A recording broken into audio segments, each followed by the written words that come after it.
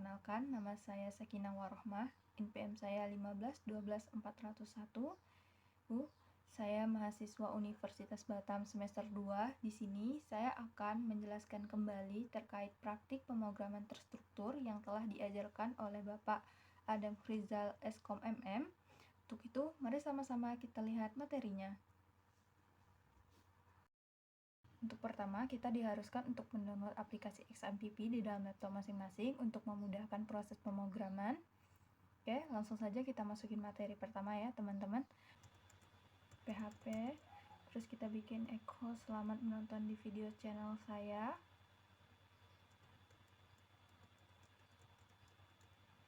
Terus kita print. Jangan lupa like, komen, dan subscribe ya.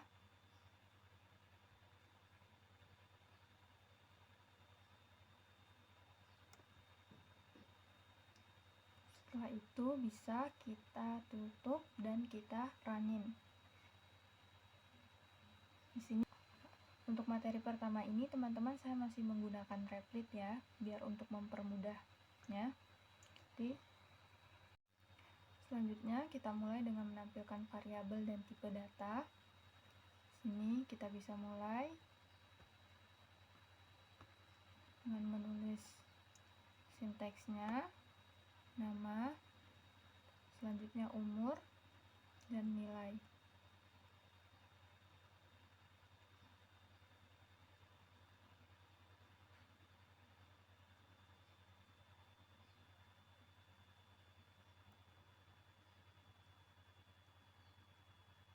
Jika sudah, kita bisa langsung di-running, maka akan tampil hasilnya ya teman-teman, seperti ini hasilnya. Baiklah, sekarang kita masuk ke materi kedua, yaitu tentang tipe data. Sebelum itu saya akan jelaskan sedikit biar teman-teman lebih paham tentang apa sih itu tipe data. Jadi, tipe data adalah jenis data yang dapat diolah oleh komputer untuk memenuhi kebutuhan dalam pemrograman komputer. Tipe data ini terbagi menjadi beberapa, seperti ada tipe data primitif, yaitu ada tipe data dasar yang emang udah tersedia langsung di dalam suatu bahasa pemrograman, dan ada yang namanya tipe data composite, yaitu adalah tipe data bentukan yang terdiri dari 2 atau lebih data primitif. Nah, dari tipe data ini juga terbagi lagi nih. Seperti ada yang namanya tipe data numerik yang digunakan pada variabel atau konstanta untuk menyimpan nilai dalam bentuk bilangan atau angka. Terus ada yang namanya tipe data karakter string, yaitu tipe data yang berada di sepanjang tanda petik 2 atau tanda petik tunggal. Terus yang ketiga itu ada tipe data boolean yang digunakan untuk menyimpan nilai true or false. Jadi kalau misalnya nilainya true or false itu termasuk ke dalam tipe data boolean ya teman-teman. Terus selanjutnya ada tipe data array, ada tipe data record, ada tipe data image yang digunakan untuk menyimpan data dalam bentuk grafik, gambar, video, dan lain-lain. Dan terakhir itu ada yang namanya tipe data datetime yang digunakan untuk menyimpan tanggal waktu dalam format tertentu. Nah, itu udah saya jelasin secara singkat tentang apa aja sih tipe data, terus macam-macam tipe datanya. Nah, sekarang kita akan langsung masuk ke materi praktik, yaitu soal nomor 1.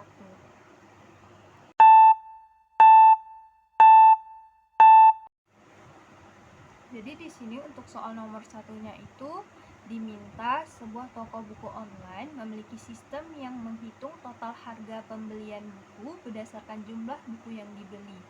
Jika pembelian lebih dari 5 buku, pelanggan mendapatkan diskon sebesar 10%.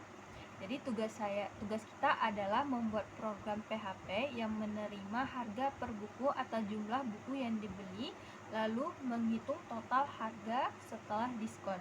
Itu jika ada. Baiklah, di sini saya juga sudah menyiapkan jawabannya. Sini akan saya jelaskan sedikit ya, teman-teman. Dan ini ada codingannya, berupa codingannya. Ini menggunakan tipe data integer untuk harga dan jumlah buku.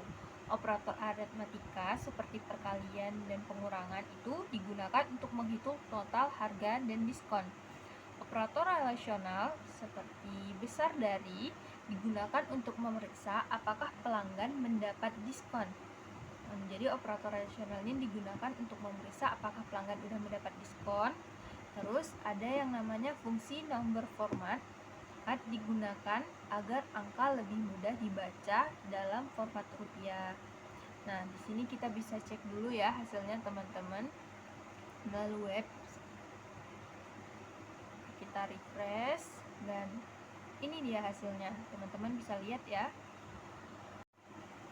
Baiklah, di sini kita lanjutkan dengan soal nomor 2, yaitu sebuah bioskop memiliki aturan bahwa pengunjung harus berusia minimal 13 tahun atau didampingi oleh orang tua untuk bisa menonton film. Buatlah program PHP yang menentukan apakah seorang diperbolehkan masuk ke bioskop berdasarkan usia dan apakah mereka datang dengan orang tua. Nah, di sini kita langsung masuk ya ke jawaban codingan yang telah saya buat. Dari codingan ini, teman-teman bisa melihat jika tipe data yang digunakan adalah tipe data integer yang digunakan untuk usia. Sedangkan boolean, tipe data boolean ini, true or false ini digunakan untuk status mendampingi orang tua. Operator relasional besar sama dengan digunakan untuk mengecek apakah usia memenuhi syarat. Sedangkan operator logika, di sini terdapat operator logika digunakan untuk memastikan pengunjung boleh masuk jika salah satu kondisi terpenuhi. Jadi karena yang saya masukkan ini usianya adalah 13 tahun. Sekarang kita cek ya di webnya.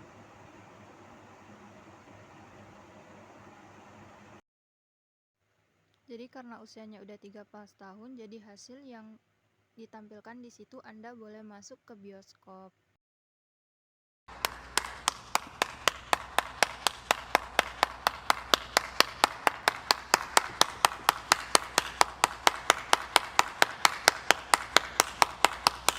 Kita akan memasuki materi di pertemuan kelima.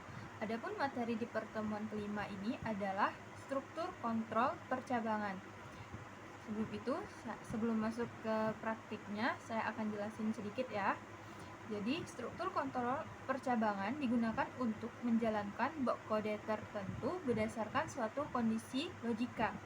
Nah, struktur kontrol percabangan ini juga terbagi menjadi 4 bagian. Yang pertama itu teman-teman ada yang namanya if. If ini digunakan untuk memeriksa kondisi dan jika kondisi bernilai true, maka blok kode akan dijalankan. Yang kedua, ada yang namanya if else, di mana dia menyediakan alternatif jika semisal kondisi ada yang bernilai false atau salah.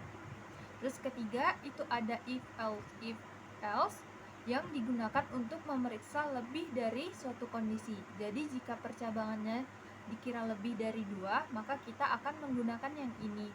Yang terakhir itu ada yang namanya switch case.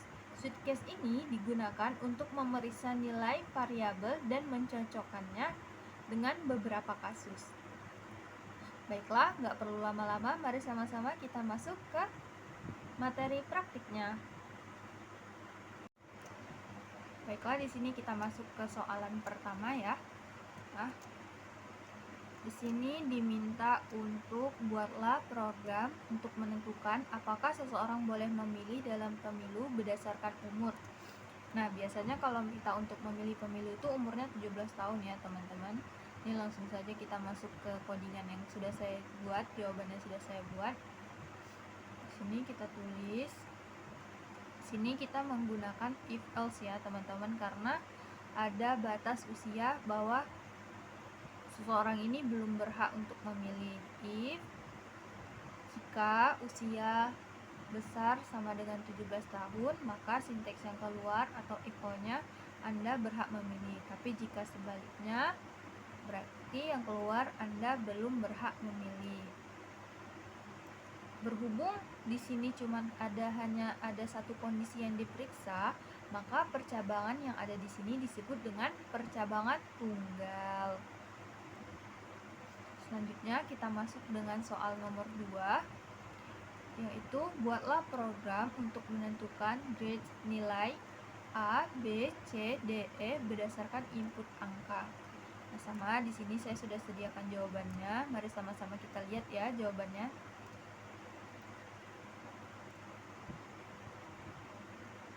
Nah, karena sini kan ada pilihannya, ada berapa ini? 1, 2, 3, 4, 5. Ada 5 nih. Jadi berarti kita menggunakan percabangan yang menyediakan lebih dari 2 atau 3 yang tadi yang disebut dengan if else. Nah, di sini kita tulis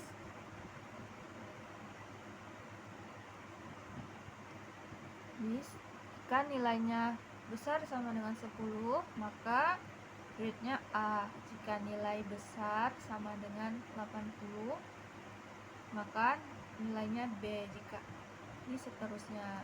Nah, nanti kita bisa cek ya teman-teman sih. Dan kalau sudah di sini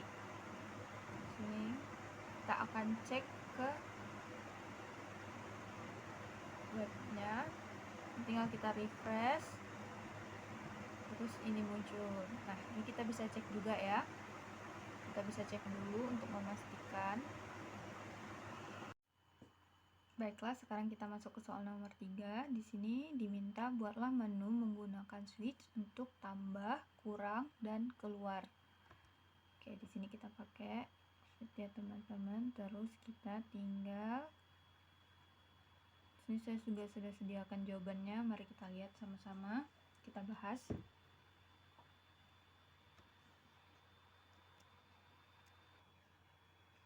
Ini kita bisa lihat codingan yang sudah saya buat. Switch ini digunakan untuk melihat aksi berdasarkan input, di mana dia cocok untuk menentukan menu pilihan tetap. Oke, di sini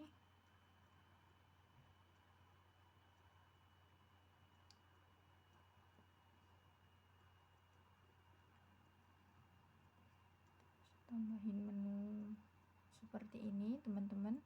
Ada menu tambah dipilih, terus ada case 2, menu kurang dipilih, terus case 3, menu case 3, Eko terima kasih keluar aplikasi.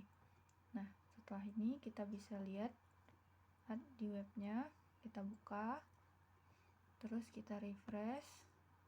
Nah, teman-teman bisa melihat ini ya, ini udah ada menu tanda pilihan yang bisa dipilih. Nah, ini kalau ini kita bisa pilih, kita bisa klik di sini, klik di buttonnya, terus ada menu keluar, tambah, terus di bawahnya ini. Oke, baiklah, sekarang kita akan masuk ke materi pertemuan terakhir, di mana materi ini menjelaskan tentang struktur kontrol perulangan. Seperti yang kita ketahui, struktur kontrol perulangan ini adalah program untuk menjalankan suatu blok kode secara berulang-ulang selama kondisi tertentu masih terpenuhi. Adapun fungsinya yaitu untuk menghemat baris kode, di mana programmer tidak perlu menulis perintah yang sama secara berulang-ulang. Yang kedua itu ada menyederhanakan program. Yang ketiga itu ada menangani tugas yang berulang secara otomatis, bisa melakukan tugas seperti mencetak atau menghitung dengan cepat dan konsisten. Terus mudah diubah kalau jumlah perulangannya berubah. Semisal teman-teman awalnya bikin perulangannya cuma 5, terus teman-teman pengen ngubah jadi 10 gitu kan. Jadi tinggal ngubah yang angka 5 aja, 5 menjadi 10, nggak perlu diubah dari sebanyak itu, cuman diubah satu aja gitu. Jenis-jenis perulangan ini ada 4. Yang pertama itu for, digunakan jika jumlah perulangan sudah diketahui. Yang kedua itu ada perulangan while, digunakan saat perulangan bergantung pada suatu kondisi. Terus ada yang ketiga ada do while, sama seperti while tapi minimal blok kode akan dijalankan sekali. Terus ada perulangan for each yang khusus untuk mengulang isi array. Baiklah, nggak perlu lama-lama, mari sama-sama kita lihat ke soal pertama ya teman-teman. Adapun di soal nomor pertama ini diminta buatlah program untuk mencetak angka 1 sampai 5 secara vertikal menggunakan perulangan. Nah, di sini kita akan menjawab soalannya teman-teman. Kita buka itu dulu, terus kita bikin programnya, codingannya. Sekarang kita bikin codingannya dulu ya teman-teman. Di sini seperti biasa kita bikin tipe HTML-nya untuk mendeklarasikan atau memberitahu browser bahwa dokumen ini adalah dokumen HTML.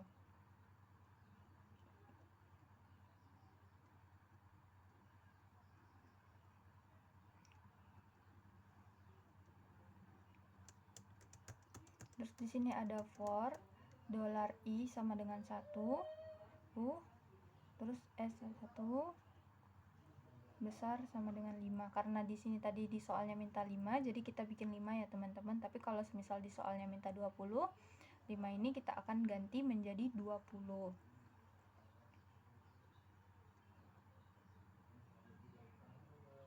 Kondisi loop ini akan terus berjalan selama nilai dari $i ini kurang dari atau sama dengan 5. Jadi selama dia belum sampai ke 5, maka dia akan terus mencetak gitu teman-teman.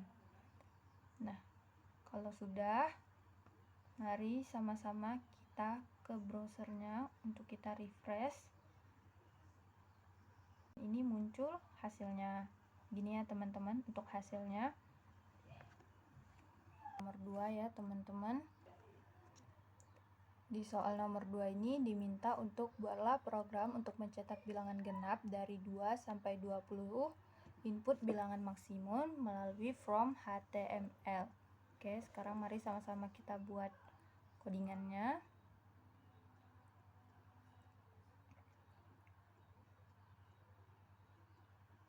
Di sini kita akan bikin tabelnya.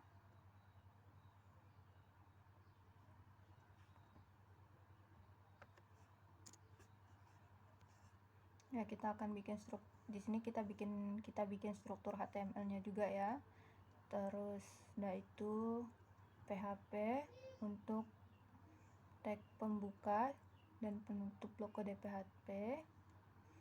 Terus if set ini adalah sebuah pernyataan kondisional. Fungsinya untuk memeriksa apakah variabel dari $telah diatur. Kode di blok if itu hanya akan dieksekusi jika jadi echo $i tanda petik 2 itu di dalam loop barisan ini mencetak nilai variabel $i. Oke, jika sudah, mari sama-sama kita buka ke webnya, terus kita refresh ya teman-teman untuk melihat hasilnya.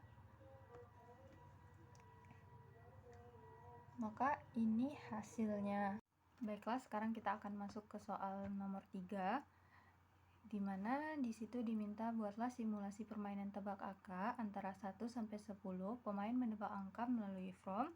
Program memberitahu apakah tebakan benar atau salah. Baiklah, di sini langsung saja saya sudah sediakan jawabannya. Mari sama-sama kita lihat dan kita bahas sedikit ya. Oke, seperti biasa, pertama-tama kita bikin struktur HTML-nya dulu. Di sini ada struktur HTML.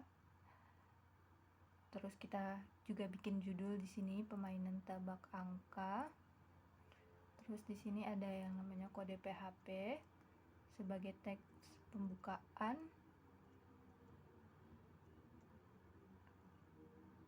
Tag pembuka dan penutup untuk blok kode PHP. Ada session start. Fungsi ini memulai atau melanjutkan sesi yang sudah ada di server. Sesi digunakan untuk menyimpan informasi tentang pengguna selama mereka berinteraksi dengan situs web. Terus di sini juga ada if-nya. If is set at ini adalah sebuah pernyataan kondisional. Fungsinya memeriksa apakah variabel sesinya telah diatur. Terus di sini teman-teman bisa lihat programnya, bisa diikuti untuk sebagai contoh pembelajaran.